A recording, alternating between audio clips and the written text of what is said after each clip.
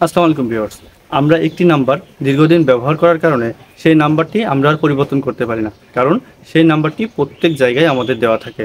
যদি নাম্বারটি আমরা পরিবর্তন করি তাহলে নতুন করে আবার সবাইকে জানাতে হবে আমি আরেকটি সিম ব্যবহার করতেছি।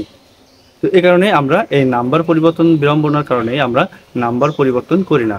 বর্তমান সময়ে প্রত্যেক কোম্পানি যে পরিমাণে খরচ কাটতেছে, অর্থাৎ কল রেট বলেন, ইন্টারনেট বলেন, প্রত্যেক ক্ষেত্রে যে পরিমাণে চার্জ কাটতেছে তাতে করে আমরা প্রত্যেকেই বিরক্ত। বিশেষ করে গ্রামীণ ফোন যে পরিমাণে তারা টাকা কাটতেছে, তাতে করে গ্রামীণ ফোনের গ্রাহকরা অতিষ্ঠ হয়ে যাচ্ছে। তো আজকে আপনাদেরকে এই সমাধানটা আমি বলে দিব। আপনারা চাইলেই আপনাদের নাম্বারটি একই রেখে আপনারা অন্য অপারেটর ব্যবহার করতে পারবেন। সেটা কিভাবে? এই সার্ভিসটির নাম হচ্ছে এমএনপি, অর্থাৎ মোবাইল নাম্বার পোর্টেবিলিটি। এই সার্ভিসটি বাংলাদেশে চালু হয় 2017 সালে।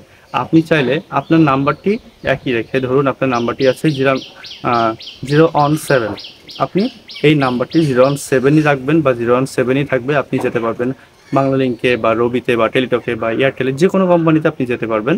আপনার নাম্বারটি পরিবর্তন হবে না। এজন্য আপনাকে কি করতে হবে? আপনাকে সরাসরি কাস্টমার কেয়ারে যেতে হবে। কোন কাস্টমার কেয়ারে যেতে হবে?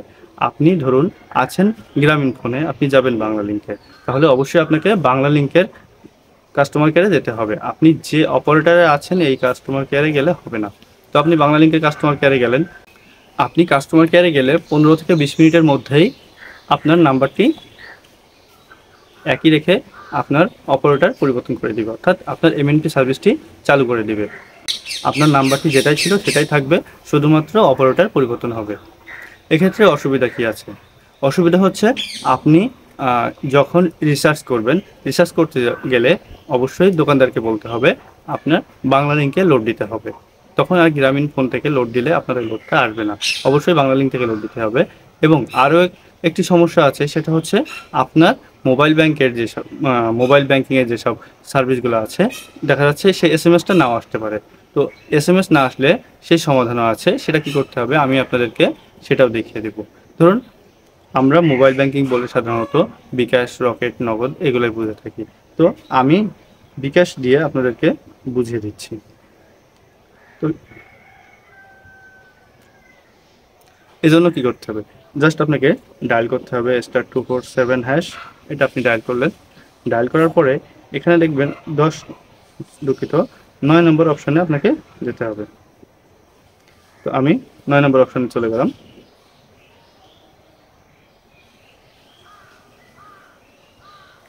9 নম্বর অপশানে যাওয়ার পরে এখানে 6 নম্বরে একটি সার্ভিস আছে, আপডেট এমএনপি। তো আমি আপডেট এমএনপি অপশানে চলে গেলাম। যাওয়ার পরে আবারও নেক্সট অপশানে যেতে হবে।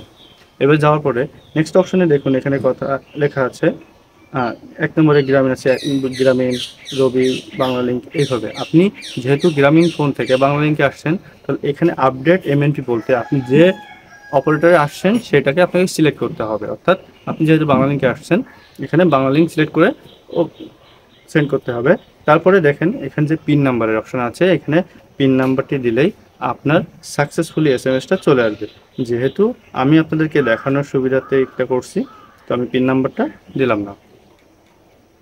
আর আপনার যে ব্যাংকের যে সব এসএমএসগুলো আছে সেক্ষেত্রে যদি কোনো সমস্যা হয়, আপনি সশরীরে আপনার ব্যাংকে যেয়ে ব্যাংকের ম্যানেজার অথবা প্রতিনিধির সাথে কথা বলে এই সার্ভিসটি ঠিক করে নিতে পারবেন। তো আশা করি বুঝতে পারছেন আপনার নাম্বারটি একই রেখে কিভাবে অন্য অপারেটরে চলে যাবেন। অর্থাৎ আপনার সিমটি যদি হয়ে থাকে গ্রামীণ ফোন, আপনি সহজেই যেতে পারবেন বাংলালিংক, রবি, এয়ারটেল। সেক্ষেত্রে আপনার নাম্বার কোনো পরিবর্তন হবে না। আবারও বলছি, নাম্বারের কোনো পরিবর্তন আসবে না।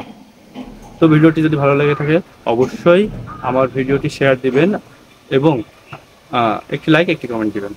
আপনার একটি শেয়ারে হতে পারে অন্য কারোর উপকার। আমি শিমুল বিদায় নিচ্ছি, আবারও দেখা হবে নতুন কোনো ভিডিওতে। আসসালামু আলাইকুম।